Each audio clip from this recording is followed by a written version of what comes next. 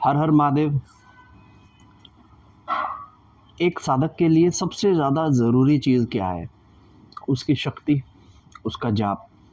ठीक है? जब एक साधक साधनाओं को शुरू करता है तो उसके जाप से एक उसकी आत्मा में प्रकाश उत्पन्न होता है। वो प्रकाश एक आम आदमी तो देख नहीं सकता, लेकिन जो सूक्ष्म जगत की आत्माएं हैं वो सब उस प्रकाश को देख सकते हैं। ठीक है?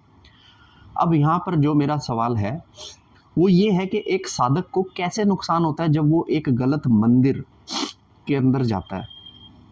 ठीक है? पहली चीज़, गलत मंदिर से मेरा मतलब आज मैं आपको पूरा क्लियर करूँगा।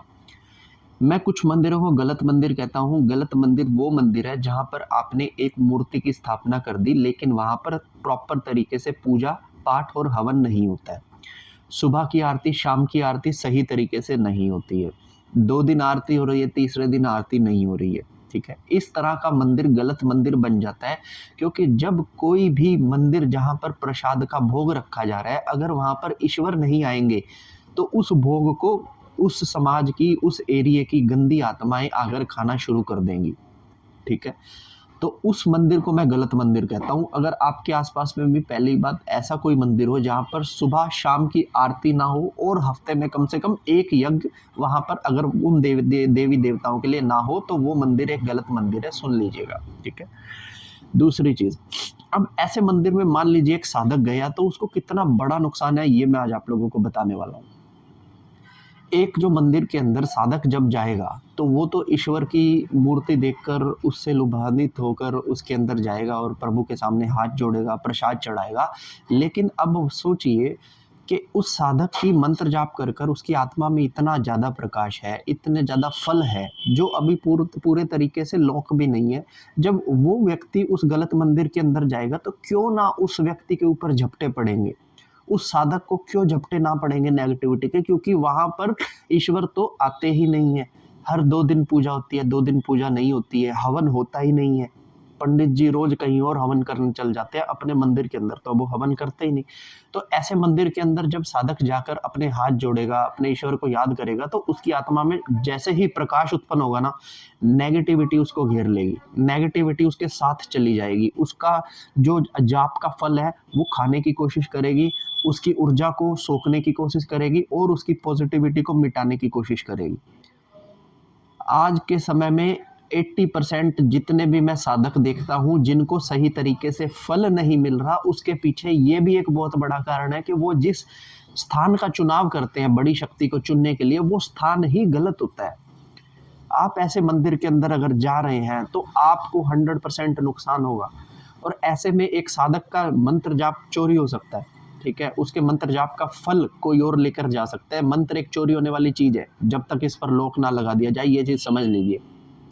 सेकंड चीज़, ऐसी जगह पर जाकर जब भी आप अपने घर आएँगे तो आपके साथ में बहुत सारी नेगेटिव ऊर्जाएँ आ जाएँगी, जो आपके घर के अंदर जो पॉजिटिविटी का माहौल है उसको भी ख़त्म कर देंगी। ऐसे में साधक को जो अनुभव हो रहे थे वो अनुभव बंद हो जाएँगे, जो उसको जाप का फल मिल रहा था वो फल गायब होना शुरू हो जाएगा और उसकी आध्यात्मिक उन्नति की जगह उसका डाउनफॉल शुरू हो जाएगा। अब यहाँ पर वो कई तरह की समस्याओं से जूझना शुरू कर देगा। पूजा में जब उसको फल नहीं मिलेगा तो वो मेंटली रूप से हरास होएगा कि मैं इतनी पूजा कर रहा हूँ, मुझे फल क्यों नहीं मिल रहा है। फिर वो गुरु की तलाश हड़बड़ाहट में शुरू कर देगा, और गुरु आपको भी पता है वो कर्मों से मिलते हैं, ऐसे गुरु नहीं मिल जाते, ठग मिल जाएंगे। ठीक है?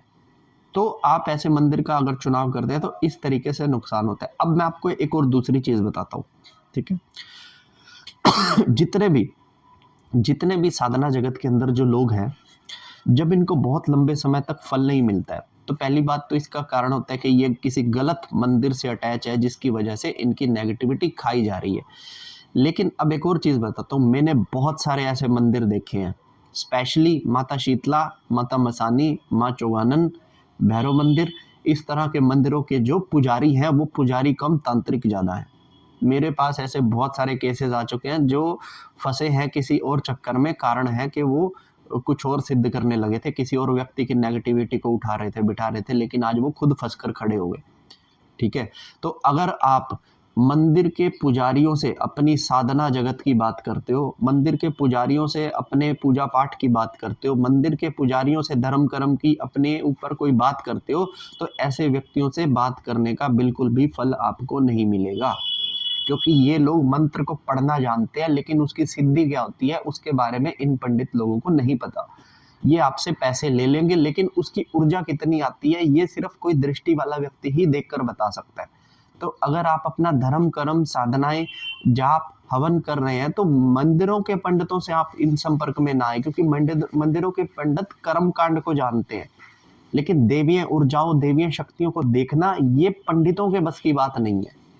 ये कोई भगत ही बता सकता है, ये कोई साधना करने वाला व्यक्ति बता सकता है, ये कोई दिव्य दृष्टि वाला व्यक्ति ही बता सकता है। मंदिर का पंडित आपको कभी देखकर नहीं बता पाएगा।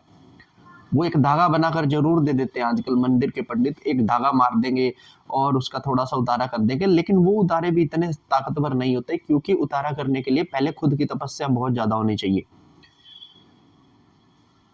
ठीक है, तो कभी भी अपनी साधनाओं में अगर आप हैं, आप किसी शक्ति के अर्जित करने के लिए, आप दिव्य दृष्टि पाना चाहते हैं, आप कुंडलिनी को जागृत करना चाहते हैं, आप किसी देवीय शक्ति को पाना चाहते हैं, तो मंदिर के पंडित से कभी भी सलाह लेकर या फिर उसके सामने कभी ये चीज ना करें। वो दे तो नहीं सकेगा, उठा जरूर लेगा आपकी चीजें। मैंने बहुत सारे ऐसे केसेस देखे हैं, और मैं जो भी बात करता हूँ अपने प्रीवियस 6 से 8 साल के एक्सपीरियंस के अनुसार ही करता हूँ, आप समझ लीजिएगा ये बात। तो इस तरह की चीज़ों पर एक साधक विशेष रूप से ध्यान दे, क्योंकि ये बहुत बड़ी चीज़ है। एक साधक का जो जाप है वही उसकी सबसे बड़ी पूंजी है। अगर उसका जाप चुरा लिया जाएगा, अगर उसका ओरा खराब कर दिया जाएगा, तो फिर तो उसके पास कोई देवता चाहकर भी नहीं पहुंच पाएगा। ठीक है, तो एक साधक को चाहिए कि भैया थोड़ा ध्यान रखे। मैं हमेशा से बोलता हूँ ऐसे मंदिर का चुनाव करे जो कम से कम 50 साल पुराना हो। जरूरी नहीं है कि बहुत सुंदर दिखाई देने वाली नई नई मूर्तियां फाइबर की बनी हुई इनमें बहुत अच्छी ताकत है। भैया वो पुराने जो पत्थर पड़े हैं ना, जिसपे खाली ऐसा हथौड़ी मार के जैसे तराशे हैं, ढंग से डिजाइन भी नहीं बने हुए, उन पत्थरों में सबसे ज्यादा ताकत है। ये फाइबर की मूर्तियों में ताकत नहीं है। ठीक है, तो इस तरह से मंदिर का चुनाव करें, इस तरह से ही पंडित का चुनाव करें। हर हर महादेव।